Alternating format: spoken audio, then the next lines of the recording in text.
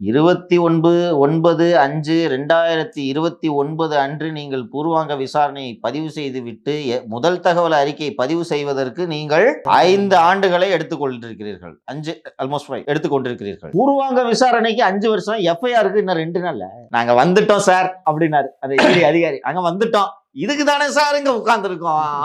அப்புறம் இங்க இருக்க உளவுத்துறை அதிகாரிகிட்ட காலைல பேசினேன், என்ன சார் லூஸ் ஆயிட்டீங்களா நீங்க, என்ன சார் இது அப்படின்னு கேட்டப்ப யாருக்குமே புரியல சங்கர், யாரு இந்த வேலையை பண்ணுவோம், அந்த பக்கம் ஈடி எப்ப சிக்குவாங்க. எனக்கு தெரிஞ்சு இது அபய்குமார் சிங் தான் பண்ணிருப்பாரு.